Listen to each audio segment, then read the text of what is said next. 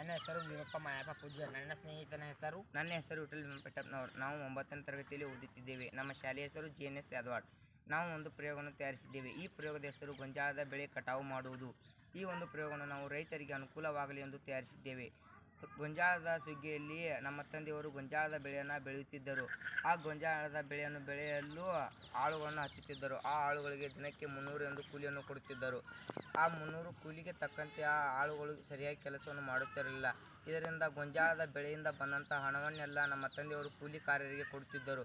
ಇದರಿಂದ ನಮ್ಮ ತಂದೆಗೆ ಲಾಭವಾಗದೆ ನಷ್ಟವಾಗುತ್ತಿತ್ತು. ಇದನ್ನು ಗಮನಿಸಿ ನಾನು ಮತ್ತು ನನ್ನ ಸ್ನೇಹಿತ ಕೂಡಿ ಈ ರೀತಿ ಒಂದು ತಯಾರಿಸಿದರೆ ನಮ್ಮ ತಂದೆಗೆ ಹಾಗೂ ಇನ್ನಿತರ ಗೊಂಜಾಳದ ಬೆಳೆಯನ್ನು ಬೆಳೆಯುವ ರೈತರಿಗೆ ಅನುಕೂಲವಾಗಲಿ ಎಂದು ಈ ರೀತಿ ಒಂದು ನಾವು ತಯಾರಿಸಿದ್ದೇವೆ. ಈ ಪ್ರಯೋಗಕ್ಕೆ ಬಳಸಿದಂಥ ಸಾಮಗ್ರಿಗಳೆಂದರೆ ಅದನ್ನು ನಮ್ಮ ಸ್ನೇಹಿತ ಹೇಳುತ್ತಾನೆ. ಬ್ಯಾಟ್ರಿ ಹಾಗೂ ಒಂದು ಮೋಟಾರ್ ಹಾಗೂ ಒಂದು ವೆಂಗಲ್ ಪೈಪ್ ಮತ್ತು ಒಂದು ಸೋಲಾರ್.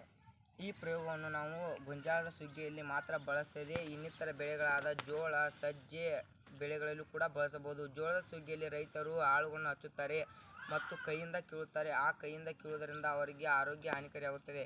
ಆದ್ದರಿಂದ ಈ ಪ್ರಯೋಗವನ್ನು ನಾವು ಜೋಳದ ಸುಗ್ಗಿಯಲ್ಲಿ ಕೂಡ ಬಳಸಬಹುದು. ಈಗ ಇದು ಹೇಗೆ ಕೆಲಸ ಮಾಡುತ್ತದೆ ಎಂಬುದನ್ನು ನಾವು ನಿಮಗೆ ತೋರಿಸುತ್ತೇವೆ.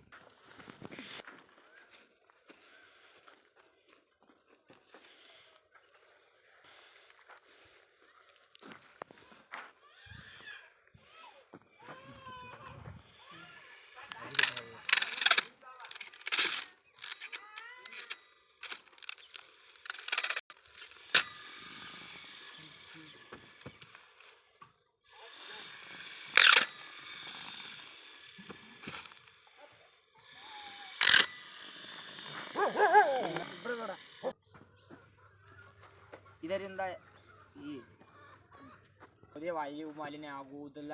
ಇದರಿಂದ ಟೈಮ್ ಯಾವುದೇ ವ್ಯರ್ಥವಾಗುವುದಿಲ್ಲ ಹಾಗೂ ಇದರಿಂದ ಯಾವುದೇ ರೀತಿಯ ಖರ್ಚು ಕೂಡ ಆಗುವುದಿಲ್ಲ. ಇದರಿಂದ ರೈತರಿಗೆ ಬಹಳಷ್ಟು ಅನುಕೂಲಕಾರಕವಾಗುತ್ತದೆ. ಇಷ್ಟು ಹೇಳಿ ನಮ್ಮ ಈ ಪ್ರಯೋಗದ ವಿವರವನ್ನು ಮುಗಿಸುತ್ತೇವೆ.